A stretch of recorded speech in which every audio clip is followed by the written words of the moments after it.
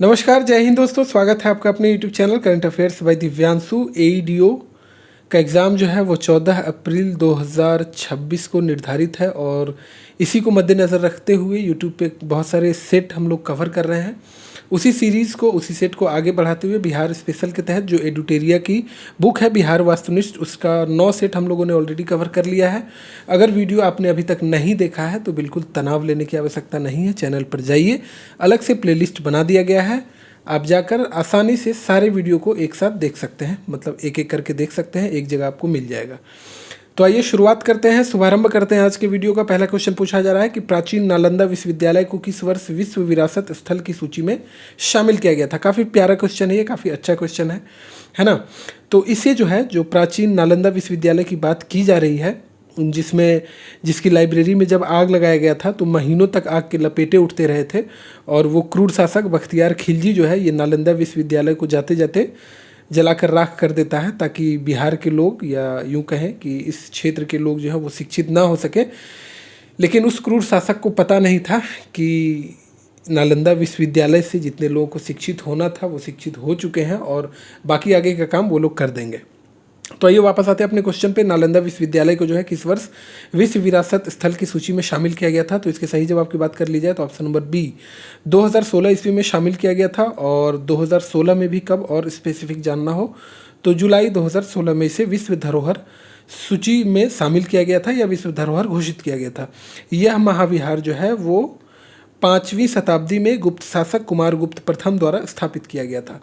ठीक है, कुमारगुप्त प्रथम के द्वारा स्थापित किया गया था। और ये क्वेश्चन कई बार बिहार के कई एग्जामों में, इनफैक्ट और भी भारत में जितने भी कम्पिटिटिव एग्जाम होते हैं इसमें ये क्वेश्चन पूछा गया है कि नालंदा विश्वविद्यालय की स्थापना किसके द्वारा की गई थी। तो आंसर याद रखिएगा, कुमारगुप्त के द्वारा नालंदा विश्वविद्यालय की स्थापना की गई थी और यह प्राचीन भारत में उच्च शिक्षा का सबसे महत्वपूर्ण केंद्र था। ठीक है। अगला क्वेश्चन है, निम्नलिखित नदियों में कौन सी नदी हिमालय क्षेत्र की नदी नहीं है। तो नहीं है, तो नहीं को आपको सर्किल कर लेना है या अंडरलाइन कर लेना है, जिससे कि आपका ध्यान जो है वो अर्जुन के तीर की तरह रहे। जैसे अर्जुन के तीर को सिर्फ मछली की आंख दिखती थी, वैसे ही आपका ध्यान जो है वो नहीं पे रहे। गलती से हाँ समझकर आप टिक करेंगे और गोला भर देंगे, वैसे ही आप 1/3 नेगेटिव की ओर तेज़ी से बढ़ेंगे। जब मिलाएंगे तब पता चलेगा कि 80 क्वेश्चन किए तो थे, लेकिन इसमें से 60 में तो मुस्कुराए हैं हम, यानी 1/3 नेगेटिव लगा है। तो इसलिए नहीं या फिर गलत, असत्य जो भी हो वहाँ पर आपको सर्किल करना है या अंडरलाइन कर लेना है। तो इसके अगर सही जवाब की बात कर ली जाए तो बी में जो आपको नाम दिख रहा है सकरी, सकरी एक दक्षिण बिहार की नदी है जो छोटा नागपुर पठार से निकलती है। कहाँ से निकलती है तो छोटा नागपुर पठार से निकलती है, छोटा नागपुर पठार से निकलती है ना। और घाघरा और बागमती जो है वो उत्तर बिहार की नदियां हैं जो हिमालय से निकलती है। यहाँ पर जो घाघरा और बागमती दिख रहा है ये उत्तर बिहार की नदियां हैं और हिमालय से निकलती है। यहाँ पर पूछा जा रहा था हिमालय से नहीं निकलने वाली नदी के बारे में। हिमालयी नदियाँ जो है वो सदावाहिनी होती है, सदा नीरा भी बोला जाता है ना। जबकि सकरी जैसी नदियाँ जो है वो वर्षा पर निर्धारित होती है। ठीक है, मतलब पठारी क्षेत्र से जो नदियाँ निकलती है वो वर्षा पे इसका जो है आश्रित रहती है। अगला क्वेश्चन है कि किस स्थान से गंगा नदी समतल भूमि पर बहना प्रारंभ कर देती है। तो ये हरिद्वार से जो है गंगा नदी समतल भूमि पर बहना प्रारंभ कर देती है। और गंगा नदी जो है वो उत्तराखंड के देवप्रयाग में अलकनंदा और भागीरथी से मिलने से बनती है। ठीक है, अलकनंदा और भागीरथी के मिलन से जो है वो गंगा बनती है। हरिद्वार वह स्थान है जहाँ गंगा पहाड़ों को छोड़कर मैदानी भूमि या फिर समतल भूमि में प्रवेश करती है। और बिहार में अगर पूछा जाए कि गंगा कहाँ पर इंटर करती है तो बिहार में गंगा बक्सर के चौसा नामक स्थान पर इंटर करती है। ठीक है। अगला क्वेश्चन है कि दिए गए विकल्पों में किस जिले में पुरानी जलोढ़ मिट्टी की सर्वाधिक बहुलता पाई जाती है। तो पुरानी जलोढ़ मिट्टी की बहुलता सर्वाधिक जो है निम्नलिखित ऑप्शन की अगर बात कर ली जाए तो गया में पाई जाती है। और पुरानी जलोढ़ मिट्टी को ही बांगर मिट्टी बोला जाता है। ठीक है, नई वाली को खादर बोला जाता है। ठीक है, तो बांगर मिट्टी बोला जाता है। और यह दक्षिण बिहार के गया तो है ही, साथ साथ रोहतास है ना, रोहतास, इसके अलावा पटना नाम नोट कर लीजिए, पटना के कुछ हिस्सों में मुख्य रूप से पाया जाता है। और किशनगंज और सहरसा जो आपको ऑप्शन दिख रहा है यहाँ पे, तो किशनगंज और सहरसा में जो है इन क्षेत्रों में मुख्य रूप से खादर मिट्टी पाई जाती है, ठीक है, यानी कि नवीन जलोढ़ मिट्टी, है ना, नवीन जलोढ़ मिट्टी। अगला क्वेश्चन है कि बिहार की जलवायु के अंतर्गत कौन सी ऋतुएं प्रचलित है। तो बिहार की जलवायु के अंतर्गत शीत ऋतु भी प्रचलित है, वर्षा ऋतु भी प्रचलित है और ग्रीष्म ऋतु भी प्रचलित है। तो इसका जवाब हो जाएगा उपयुक्त में से एक से अधिक। बिहार का जो जलवायु है, अगर आपसे पूछा जाए कि बिहार का जलवायु कैसा है, तो आपका जवाब होगा मानसूनी। आपका जवाब हो जाएगा मानसूनी या उपोष्ण कटिबंधीय। मानसूनी या उपोष्ण कटिबंधीय। क्लियर है। और मई का महीना जो है वो सबसे गर्म और जनवरी का महीना सबसे ठंडा होता है। पता ही है आपको, मई में ठीक ठाक गर्मी देखने को मिलती है और जनवरी में उत्तर बिहार में तो खैर कहना ही क्या है, ठंड का इतना प्रकोप होता है। अगला क्वेश्चन है कि सत्ताधारा या सतधरवा कुंड कहाँ स्थित है। तो ये सतधरवा कुंड जो है ये राजगीर में स्थित है, ठीक है। ऑप्शन नंबर सी सही जवाब हो जाएगा। और राजगीर आपको पता ही है नालंदा ज़िले में है ना, नालंदा ज़िले में है। और नालंदा की पहाड़ियों पर स्थित एक गर्म जल का कुंड है।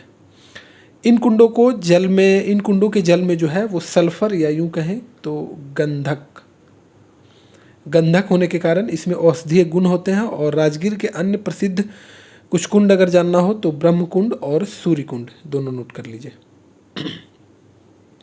भारत तथा नेपाल सरकार की सहमति से कोसी परियोजना की शुरुआत कब हुई थी।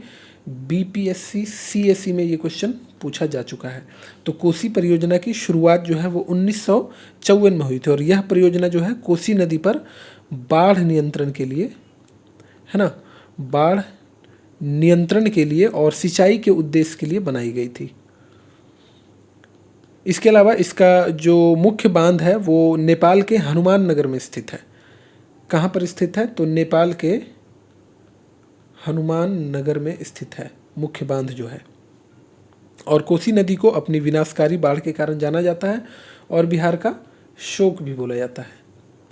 भीम बांध वन्यजीव अभ्यारण्य कहाँ पर स्थित है। तो भीम बांध वन्यजीव अभ्यारण्य मुंगेर में स्थित है और इसकी स्थापना जो है वो 1976 में की गई थी, ठीक है। यह खड़गपुर पहाड़ियों के बीच स्थित है और अपने गर्म पानी के लिए प्रसिद्ध है। यहाँ का पानी गर्म है, कई बार यहाँ पर मैं जा चुका हूँ, है ना, कभी मौका मिले तो जाइए। और यहाँ जो है मुख्य रूप से तेंदुआ, ठीक है, तेंदुआ, सुस्त भालू और जंगली सूअर पाए जाते हैं। सुस्त भालू, हालांकि ये तेंदुआ वाली बात तो मतलब क्या ही बोला जाए, बुक में लिखा हुआ मिलता है, लेकिन अभी तक जो है मतलब क्योंकि कई बार मैं जा चुका हूँ तो ऐसी कोई बात वहाँ पर सुनने को अभी तक नहीं मिले। हाँ, भालू वगैरह दिखते हैं, सुस्त भालू जो बात की जाती है किताबों में लिखी मिलती है। सूअर वगैरह तो खैर पाए ही जाते हैं, है ना। चलिए अगले क्वेश्चन पर बढ़ते हैं। तो बिहार का सर्वाधिक वन क्षेत्र वाला जिला कौन सा है। तो कैमूर है, ठीक है। वन क्षेत्र वाला जिला के बारे में पूछा जाएगा तो कैमूर है। और बिहार का सबसे अधिक क्षेत्रफल पर अगर किसी ज़िले में वन पाया जाता है तो वो कैमूर ही है। दूसरे स्थान पर जो है वो पश्चिमी चंपारण है। दूसरे स्थान पर पश्चिमी चंपारण है। और कैमूर की पहाड़ियाँ जो है वो विंध्य पर्वत श्रृंखला का हिस्सा है। अभ्रक का सर्वाधिक उत्पादन कहाँ पर होता है। तो बिहार में ही होता है। बिहार में भी कहाँ, तो गया में। बिहार में अभ्रक का मुख्य रूप से गया तो है ही, इसके अलावा नाम नोट कीजिए नवादा, इसके अलावा मुंगेर, है ना, मुंगेर, ये इन गया, नवादा और मुंगेर इन ज़िलों में जो है वो अभ्रक मुख्य रूप से पाया जाता है। बिहार की अभ्रक पेटी जो है वो झारखंड के कोडरमा जिले तक फैली हुई है ना। झारखंड का कोडरमा जिला है एक, कोडरमा, ये नवादा के पास, मतलब नवादा होकर आप जा सकते हैं कोडरमा जिला, बाकी इधर जमुई होकर भी जाने का रास्ता है। तो बिहार में पाए जाने वाला अभ्रक जो है वो उच्च गुणवत्ता वाला होता है, ठीक है, उच्च गुणवत्ता इसकी होती है। और उच्च गुणवत्ता में भी कैसा, तो मस्को वाइट ये पूछा जा सकता है, तो इसलिए इसको ध्यान रखिएगा। 2011 की जनगणना के अनुसार भारत तथा बिहार का जनसंख्या घनत्व तो क्रमशः कितना था। तो 382 था भारत का और 1106 था बिहार का। तो ऑप्शन नंबर बी जो है वो सही जवाब है ना। भारत का जनसंख्या घनत्व जो है 382, यानी 1 किलोमीटर स्क्वायर में 382 लोग रहते हैं भारत में। वहीं बिहार की बात कर ली जाए तो 1106 लोग रहते हैं, जो देश के राज्यों के मामले में पहले स्थान पर है। बिहार की जनसंख्या घनत्व जो है वो सबसे ज़्यादा है ना। और अगर यहाँ पर पूछा जाए कि बिहार में कौन सा ज़िला है जहाँ पर सबसे ज़्यादा जनसंख्या घनत्व है, तो ज़िले की बात कर ली जाएगी तो वो हो जाएगा शिवहर। और शिवहर में लगभग 1880 लोग 1 किलोमीटर स्क्वायर में रहते हैं। क्षेत्रफल की दृष्टि से सबसे छोटा जिला है शिवहर, ये भी ध्यान रखिएगा। और जनसंख्या की दृष्टि से सबसे छोटा जिला पूछा जाए तो वह है शेखपुरा। 2011 की जनगणना अनुसार न्यूनतम लिंगानुपात वाला ज़िला कौन सा है, तो मुंगेर है ना, मुंगेर। और यहाँ केवल 876 है लिंगानुपात। लेकिन अगर बिहार का कुल लिंगानुपात पूछा जाए तो ध्यान रखिएगा 918 है। बिहार का लिंगानुपात पूछा जाए तो 918 है। और सर्वाधिक पूछा जाएगा कि बिहार में सर्वाधिक लिंगानुपात जो है वो कहाँ पर है, तो आपका जवाब हो जाएगा गोपालगंज, और यहाँ पर 1021 है। ठीक है। बिहार स्थित बरौनी तेल शोधक कारखाना किस देश के सहयोग से स्थापित किया गया है, तो ये जो है रूस के सहयोग से स्थापित किया गया है। तत्कालीन मतलब उस समय जो है वो सोवियत संघ हुआ करता था। और इसकी स्थापना जो है, इसकी स्थापना 1964 में की गई थी। ठीक है। और बरौनी जो है ये बेगूसराय ज़िले में स्थित है, ये भी ध्यान रखिएगा। और यहाँ पर IOCL है, ठीक है, इंडियन ऑयल कॉरपोरेशन लिमिटेड, ठीक है, इसके तहत कार्य करती है। और कच्चे तेल की आपूर्ति जो है वो असम और नाइजीरिया जैसे जगहों से नाइजीरिया जैसे मतलब देशों के मतलब जगहों से पाइपलाइन के माध्यम से यहाँ किया जाता है। ठीक है। बिहार में विद्युत इंजन कारखाना कहाँ पर स्थित है, तो विद्युत इंजन कारखाना जो है वो मधेपुरा में स्थित है। और Madhepura electric locomotive private limited France की एल्स्टॉम, ठीक है, एल्स्टॉम, फ्रांस की एल्स्टॉम कंपनी के साथ एक संयुक्त उद्यम है। और यहाँ भारत के सबसे शक्तिशाली रेल इंजनों का निर्माण किया जाता है। और मढ़ौरा जो है सारण में डीजल इंजन कारखाना स्थित है, ये भी ध्यान रख लीजिए। मढ़ौरा जो कि सारण ज़िला में है ना, यहाँ पर डीजल इंजन का कारखाना स्थित है। विद्युत इंजन पूछा जाएगा तब मधेपुरा हो जाएगा आंसर, लेकिन जैसे ही डीजल इंजन के बारे में पूछा जाएगा तो आपका आंसर होना चाहिए मढ़ौरा सारण। चलिए अगला क्वेश्चन आ ही गया। मढ़ौरा स्थित डीजल रेल कारखाना द्वारा निर्मित शक्तिशाली डीजल इंजन गजराज कितने हॉर्स पावर का था, तो ये 6000 हॉर्स पावर का था। ठीक है। और गजराज नाम का इंजन जो है ये 6000 हॉर्स पावर का था। और यह भारतीय रेलवे के आधुनिकीकरण का एक महत्वपूर्ण जो है सो कदम इसको माना जा रहा था। ठीक है।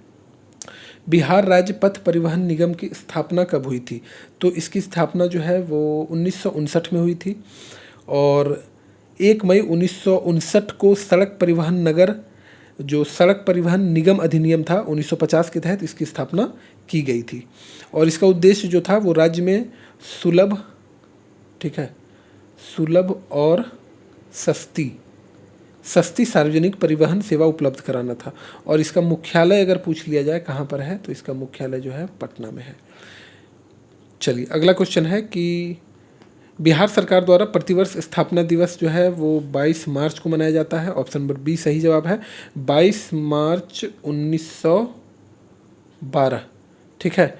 इसको जो है 22 मार्च 1912 को बिहार को बंगाल से अलग कर एक नए राज्य की स्थापना की गई थी। लेकिन इसमें बिहार भी शामिल था, झारखंड भी शामिल था और उड़ीसा भी शामिल था। ठीक है। ये तीनों जो वर्तमान में ये झारखंड और उड़ीसा राज्य हैं, ये दोनों भी उसमें शामिल थे। और बिहार दिवस का आयोजन जो है पूछा जाता है कि पहली बार कब किया गया था, तो नीतीश कुमार के शासन के काल में ही 2010 में इसका पहली बार आयोजन किया गया था। ठीक है। बिहार विधानसभा में अनुसूचित जनजाति यानी ST के लिए आरक्षित सीटों की संख्या कितनी है, तो ST के लिए आरक्षित सीटों की संख्या 2 है। ठीक है, 2 है। आपको पता है बिहार विधानसभा में 243 कुल सीटें हैं, जिसमें से 40 सीट जो है वो SC के लिए है और 2 सीट जो है वो ST के लिए है ना। और ST के लिए जो 2 सीट है, ये नाम भी ध्यान रख लीजिए, कटोरिया और मनिहारी, ये 2 सीट है जो ST के लिए आरक्षित है। तो 40 और 2 42 और 201 सीट जो है वो जनरल हो। ओबीसी के लिए कोई सीट नहीं है बिहार में, है ना।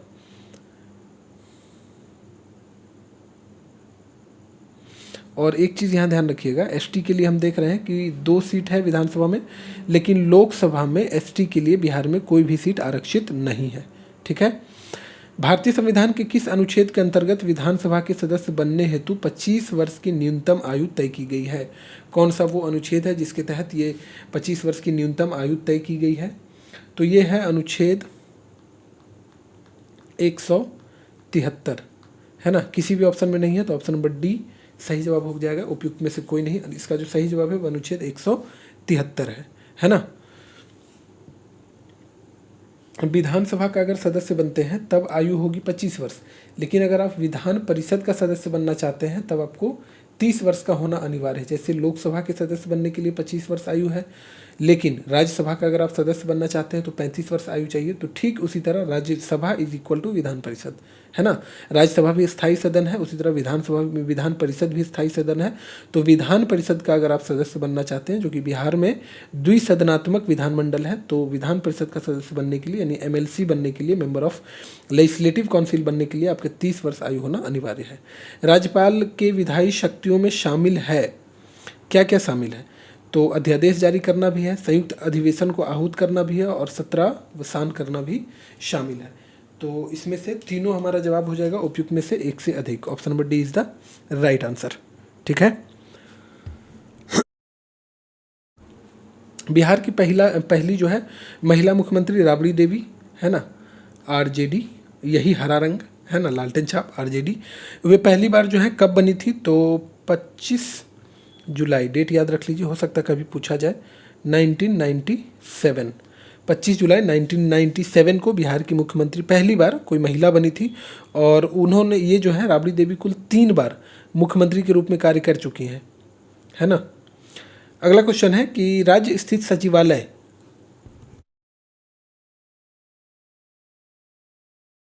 चलिए, राज्य स्थित सचिवालय का मुख्य कार्य क्या है? तो राज्य स्थित सचिवालय का मुख्य कार्य अगर आपको जानना हो तो नीति निर्धारण भी है, विधान नियमावली गठन भी है और विभागीय मंत्रियों की सहायता करना। तो उपयुक्त में से एक से अधिक इसका कार्य है ना। उपयुक्त में से एक से अधिक इसका कार्य है। ऑप्शन नंबर डी यहाँ पर सही जवाब हो जाएगा। सचिवालय का कार्य जो है वो नीति निर्धारण करना और सरकारी योजनाओं का कार्यान्वयन जो है सुनिश्चित करना है। इसके अलावा मंत्रियों को प्रशासनिक और विधायी कार्यों में सहायता प्रदान करना है तथा विभागवार जो बजट पेश किए जाते हैं, बजट तैयार किए जाते हैं, पेश नहीं तैयार किए जाते हैं, वो भी उसको तैयार करना और नियंत्रण करने में भी इसकी जो है महत्वपूर्ण भूमिका सचिवालय निभाता है। पंचायतों में अनुसूचित जाति तथा अनुसूचित जनजातियों के लिए आरक्षण की व्यवस्था किस अनुच्छेद में किया गया है? तो अनुच्छेद डी 243 डी में किया गया है। ऑप्शन नंबर डी यहाँ पर सही जवाब है। पंचायतों में एससी और एसटी और वुमेन, ठीक है, महिलाओं के लिए भी आरक्षण का प्रावधान किया गया है। और बिहार जो है वो देश का फर्स्ट राज्य है, पहला राज्य है जिसने महिलाओं को पंचायती राज में 50% आरक्षण दिया। और ये कब दिया है? तो 2006 में। और वहीं अगर नगर पालिका में पूछ लिया जाए कब दिया गया, तो जस्ट इसके 1 साल बाद यानी 2007 में नगर पालिका में महिलाओं को 50% आरक्षण दिया गया। और आरक्षण उनकी जनसंख्या के अनुपात में दिया जाता है। राज्य लोक सेवा आयोग के सदस्यों को निम्न में से कौन हटा सकता है? ठीक है, नियुक्ति तो राज्यपाल द्वारा की जाती है, लेकिन हटा कौन सकते हैं? तो हटा सकते हैं केवल राष्ट्रपति महोदय। ठीक है, बीपीएससी के सदस्यों की नियुक्ति जो है वो राज्यपाल महोदय द्वारा की जाती है, लेकिन उन्हें पद से राज्यपाल हटा नहीं सकते हैं, राष्ट्रपति ही हटा सकते हैं। और हटाने की प्रक्रिया जो है वो उच्चतम न्यायालय की जांच के बाद ही संभव होती है, और वो भी किस पर? तो कदाचार के आधार पर। ठीक है, कदाचार के आधार पर। और इसके जो सदस्य होते हैं, इसका कार्यकाल अगर जानना हो तो या तो वो 6 वर्ष रह सकते हैं या फिर 62 वर्ष की आयु तक, है ना, 62 वर्ष की आयु तक, इन दोनों में जो भी पहले आ जाए। किस वर्ष उर्दू को बिहार का दूसरा राजभाषा घोषित किया गया है? पहला हिंदी है ना, पहला हिंदी है। तो दूसरा राजभाषा कब घोषित किया गया था? तो 1984 में घोषित किया गया था। ठीक है, 1984 में आधिकारिक तौर पर दूसरी जो है राजभाषा घोषित, राजभाषा का दर्जा दिया गया था। और देश का पहला राज्य बना था बिहार जिसने उर्दू को दूसरी राजकीय भाषा का दर्जा दिया था। और यह निर्णय जो है किस मुख्यमंत्री के काल में लिया गया था? तो जगन्नाथ मिश्र। ठीक है, जगन्नाथ मिश्र के कार्यकाल में लिया गया था। बिहार में नमक सत्याग्रह की शुरुआत कहाँ से किया गया? तो बिहार में नमक सत्याग्रह की शुरुआत जो है वो चंपारण भी और सारण भी, ठीक है, दोनों है। 6 अप्रैल 1930 को बिहार में नमक सत्याग्रह की औपचारिक शुरुआत सारण और चंपारण जिले में हुई थी। ठीक है, 6 अप्रैल 1930 को। सारण में इसका नेतृत्व जो है मुख्य रूप से विपिन बिहारी वर्मा ने किया था। सारण में विपिन बिहारी वर्मा के द्वारा किया गया था, है ना, ये चीज़ ध्यान रखिएगा। और नमक बनाने के लिए बिहार के लोगों ने सोरा, नमक का एक स्रोत होता है, सोरा का उपयोग किया था। अगला है, किस क्षेत्र में राहुल सांकृत्यायन 1920 के असहयोग आंदोलन में सक्रिय रहे थे? असहयोग आंदोलन का काल जो है वो 1920 से 1922 तक चला था। चलिए, क्वेश्चन नंबर 1, असहयोग आंदोलन 1922 में बापू के द्वारा स्थगित क्यों कर दिया गया था? आप हमें कमेंट बॉक्स में बताएंगे। ठीक है, तो 1920 में असहयोग आंदोलन के दौरान राहुल सांकृत्यायन जो थे वो किस क्षेत्र में सक्रिय थे? किस क्षेत्र में सक्रिय थे? तो ये छपरा में सक्रिय थे। ठीक है, छपरा में सक्रिय थे। तो ये अन्नावारी अंबारी जो है ये छपरा के पास ही है, छपरा के निकट ही है, यहीं पे ये सक्रिय थे। और एक चीज़ ध्यान रखिएगा कि राहुल सांकृत्यायन को महापंडित बोला जाता था। ठीक है, महापंडित बोला जाता था, ये चीज़ ध्यान रखिएगा। और छपरा के क्षेत्र में ये सक्रिय थे। वे एक प्रसिद्ध लेखक भी थे, विद्वान भी थे और क्रांतिकारी तो थे ही, है ना। और बाद में ये जो है किसान आंदोलन का भी इन्होंने नेतृत्व किया था। बिहार में किस जिला के लोगों ने चौकीदारी कर देना बंद कर दिया था? तो इसमें जो है बिहार के किस जिले के लोगों ने चौकीदारी कर देना बंद कर दिया था? तो इसमें से इसका जवाब है उपयुक्त में से एक से अधिक। सारण, बेतिया, पटना जो है ये सभी। आपको पता है कि चौकीदारी कर जो है देना बंद किया गया था 1930 में, जब सविनय अवज्ञा आंदोलन चल रहा था। चूँकि बिहार में बिहार की सीमा किसी भी साइड से समुद्र से नहीं लगती। आपको पता है बिहार एक लैंड लॉक्ड, ठीक है, लैंड लॉक्ड स्टेट है। तो उस समय जो है मतलब 1930 में सविनय अवज्ञा आंदोलन के दौरान सारण, चंपारण, गया, मुंगेर ऐसे जिलों में चौकीदारी कर का विरोध किया जा रहा था।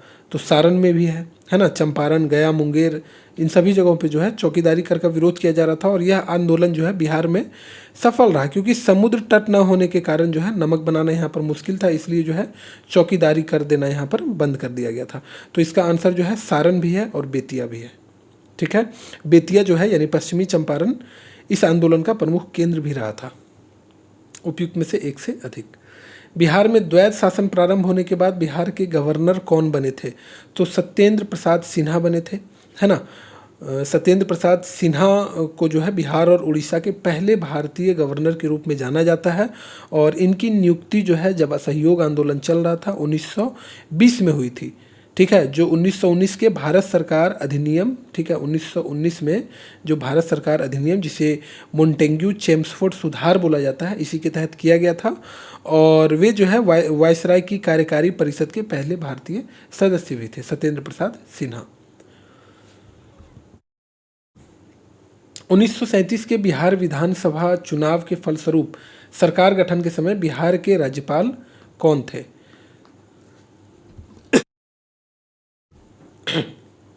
सॉरी, तो 1937 में जब बिहार विधानसभा चुनाव हुआ था उसके फलस्वरूप जो है सरकार गठन के समय पूछा जा रहा है कि राज्यपाल उस वक्त कौन थे? तो एमजी हैलेट थे। ठीक है, एमजी हैलेट थे और मॉरिस गार्नियर हैलेट इनका पूरा नाम है।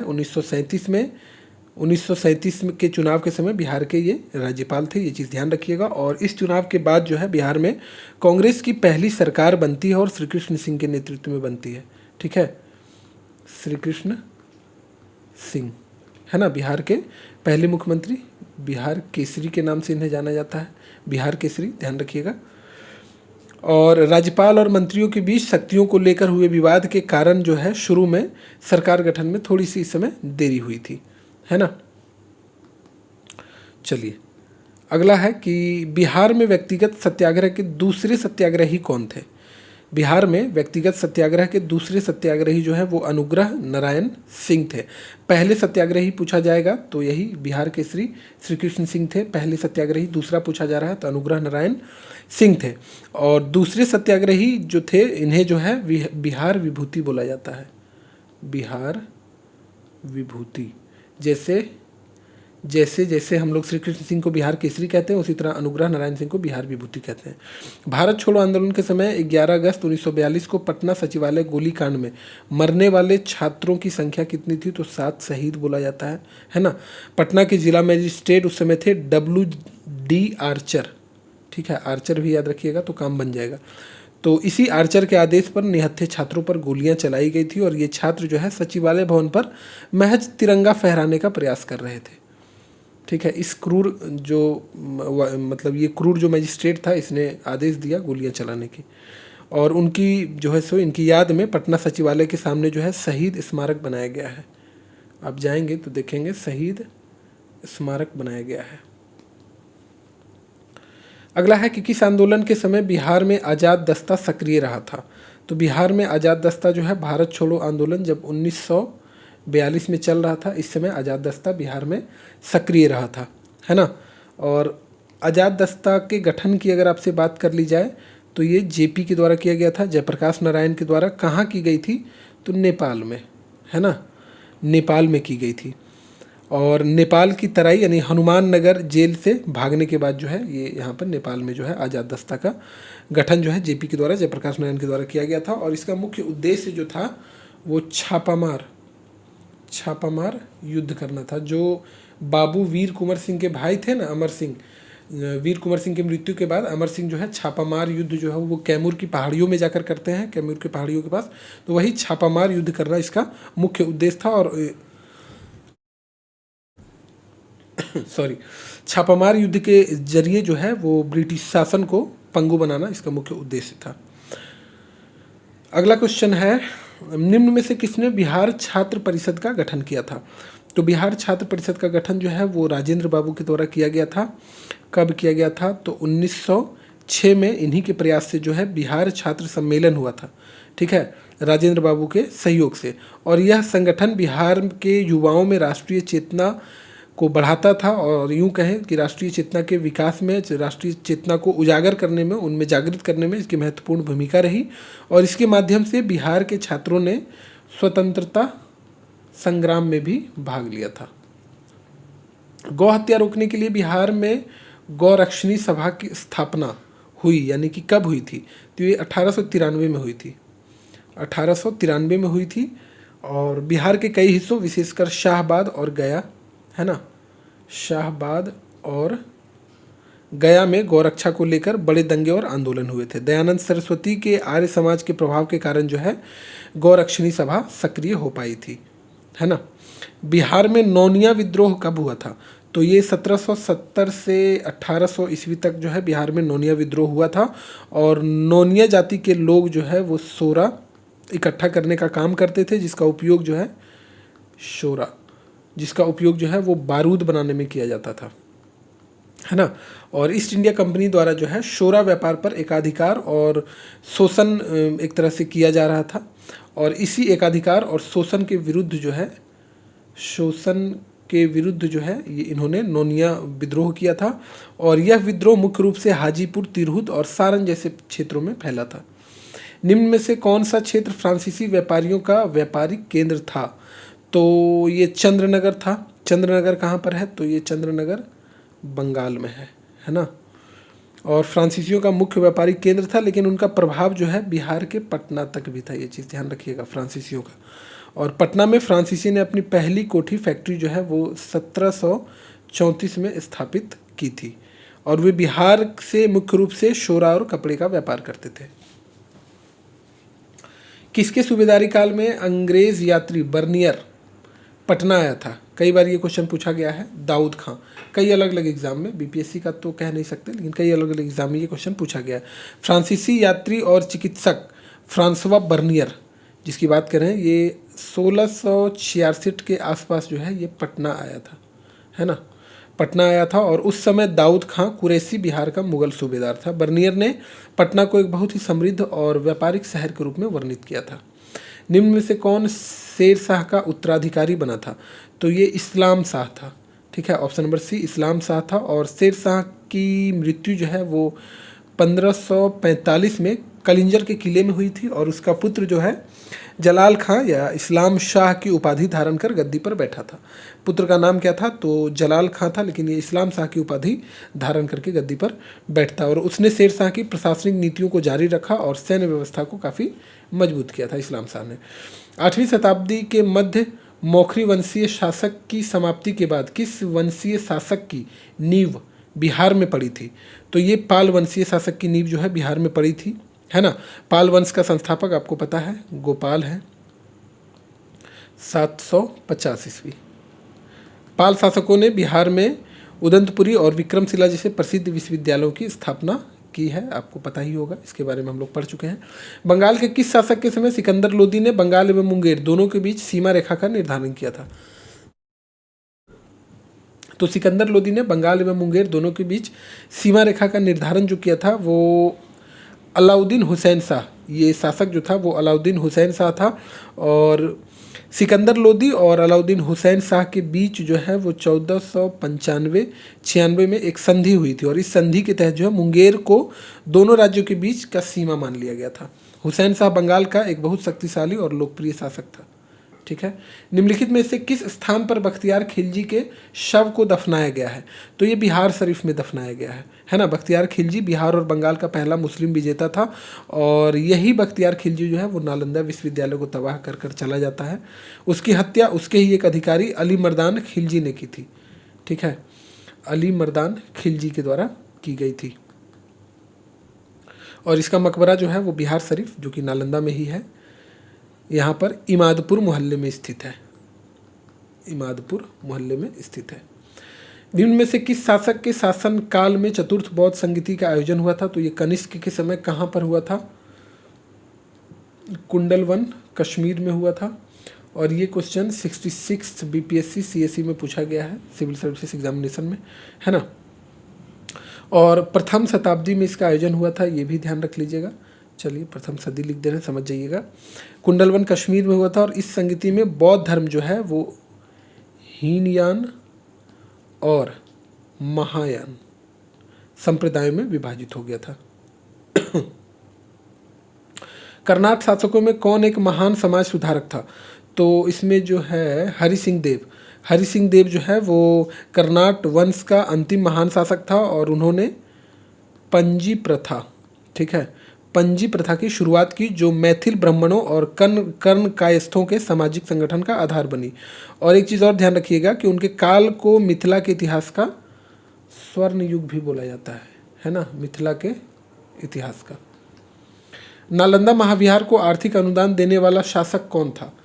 तो धर्मपाल ने भी दिया था, देवपाल ने भी दिया था और हर्ष ने भी दिया था। ठीक है, तो उपयुक्त में से एक से अधिक इसका सही जवाब हो जाएगा। और हर्षवर्धन इसे जो है वो 100 गांव दान में हर्षवर्धन के द्वारा दिया गया था, जबकि देवपाल जो है वो 5 गांव दान में दिए थे, है ना। और पाल शासकों के काल में नालंदा का अंतर्राष्ट्रीय महत्व भी काफ़ी बढ़ गया था। मगध के प्रवर्ती गुप्त वंश का संस्थापक कौन था? तो ये कृष्णगुप्त थे, है ना। गुप्त साम्राज्य के पतन के बाद जो है मगध में प्रवर्ती गुप्तों का उदय हुआ था। गुप्त वंश के पतन के बाद ध्यान रखिएगा, कृष्णगुप्त को इस वंश का आदि पुरुष या संस्थापक माना जाता है। लगभग इसका काल जो है वो 510 से 525 ईस्वी माना जाता है। ठीक है, और इस वंश के शासक जो है वो आदित्य सेन के समय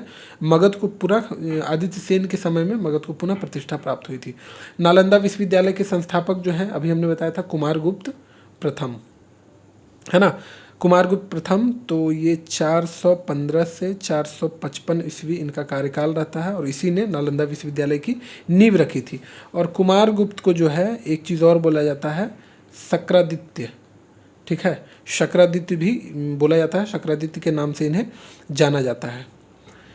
मगध पर शासन करने वाले राजवंश का सही क्रम पूछा जा रहा है आपसे, तो हसीना मशुकसा, हशीना मशुकसा, तो Haryanka, Shunga, Kanva, Shishunaga, option number A जो है सही जवाब हो जाएगा। ठीक है, हर्यक, एक मिनट ये नहीं होगा। हसीना, ना ना नंद तो है यहाँ, हसीना मसुक्सा। चलिए, हसीना मशुक्सा, तो हसीना हरियक शिशुनाग नंद, ऑप्शन नंबर बी सही जवाब होगा। ठीक है, ये ट्रिक आप लोग भी याद रख लीजिएगा, हसीना मसुक्सा। तो हरियक, उसके बाद शिशुनाग, उसके बाद नंद, उसके बाद मौर्य। हरियक वंश जो है वो बिंबिसार के द्वारा स्थापित की गई थी, फिर शिशुनाग वंश, उसके बाद जो है नंद वंश। ठीक है, मौर्य वंश की स्थापना जो है चंद्रगुप्त मौर्य के द्वारा की गई थी, और नंद वंश के अंतिम शासक जो है वो धनानंद को हराकर। बिहार में मध्य पाषाण काल के अवशेष निम्न में से किस क्षेत्र से प्राप्त हुए हैं? तो ये मुंगेर से प्राप्त हुए हैं। मुंगेर के पास पैसरा नामक स्थान से मध्य पाषाणकालीन छोटे पत्थर के औजार मिले हैं, और ये अवशेष जो हैं वो मानव विकास के क्रमिक इतिहास को दर्शाते हैं। ठीक है, चिरांद आप पढ़ते होंगे, चिरांद कहाँ है? तो ये सारण में है। ठीक है, और चेचर पढ़ते होंगे, चेचर ये कहाँ है? वैशाली में है। ध्यान रखिएगा, इंपॉर्टेंट चीज़ें हैं ये, है ना। और ये नवपाषाण काल के लिए प्रसिद्ध है, नवपाषाण काल के लिए प्रसिद्ध है। कौन कौन? तो ये, एक मिनट, ये चिरांद और चेचर वैशाली, ये नवपाषाण काल के लिए प्रसिद्ध है। चलिए, अंग एवं मगध महाजनपद का उल्लेख किस वेद में मिलता है? अंग एवं महाजनपद का उल्लेख जो है ये अथर्ववेद में मिलता है, और अथर्ववेद में सबसे पहले अंग और मगध के लोगों को व्रात्य यानी कि बाहरी कहा गया है। अंग की राजधानी चंपा थी, ध्यान रखिएगा, और मगध की राजधानी वो है राजगृह अभी, और ग्रीवरज भी कह सकते हैं, ग्रीवरज भी कहीं लिखा हुआ मिल सकता है। तो ये मुख्यतः नाम जो है वो राजगीर का ही था, और महाभारत और पुराणों में भी इन दोनों महाजनपदों का विस्तृत वर्णन हमें देखने को मिलता है। तो ये थे हमारे 50 क्वेश्चन सेट नंबर 10 के। इसमें लिंक दे दिया गया है, आप कैसे जो है प्लेलिस्ट देख सकते हैं, टेलीग्राम चैनल को ज्वाइन कर सकते हैं, व्हाट्सअप चैनल को ज्वाइन कर सकते हैं। अगर इन सारी चीज़ों का जो भी हमारे चैनल पे करवाया जा रहा है, इसका जो PDF अगर आपको चाहिए, PDF चाहिए, तो हमारा टेलीग्राम चैनल, व्हाट्सएप चैनल आप ज्वाइन कर सकते हैं। चैनल के डिस्क्रिप्शन में उसका लिंक आपको देखने को मिल जाएगा। बाकी वीडियो कैसा लगा कमेंट बॉक्स में ज़रूर बताइएगा, और मुझसे क्या चाहते हैं ये भी आप कमेंट बॉक्स में बताइए। जिस भी परीक्षा की आप तैयारी कर रहे हैं, आप यकीन मानिए ये जो प्लेटफॉर्म है आपके साथ हमेशा कदम से कदम मिलाकर आपके सहयोग करने को तत्पर रहता है। तो मिलते हैं नेक्स्ट वीडियो में, शांत दिमाग रखकर, क्योंकि एग्ज़ाम नज़दीक है, पैनिक होने की आवश्यकता नहीं है। तैयारी आपकी बहुत अच्छी चल रही है, और अभी जो दिन बचा हुआ है उसमें हम लोग काफ़ी अच्छा करने वाले हैं, धुआं मचाएंगे हम लोग। तो शांत रखना है दिमाग, मन लगाकर पढ़ना है, पढ़ाई लिखाई किसी के प्रेशर में आकर छोड़ना नहीं है कि इतना कम समय है अब क्या ही हो पाएगा। दुनिया बोलते रहेगा, बस उसका एक कान से सुनना, दूसरे कान से निकाल देना है। पठन पाठन का कार्यक्रम जारी रखिए, मौज मस्ती के साथ पढ़ते रहिए, हंसते रहिए, मुस्कुराते रहिए, मस्त रहिए और व्यस्त रहिए। अपने और अपनों का ध्यान रखिए, सेहत का ध्यान रखना अभी आपके लिए अति आवश्यक है। तो इसी शुभकामना के साथ कि आप बड़े ही स्वस्थ होकर पढ़ाई लिखाई जारी रखेंगे। मिलते हैं फिर से आपसे नेक्स्ट वीडियो में, तब तक के लिए थैंक यू वेरी मच।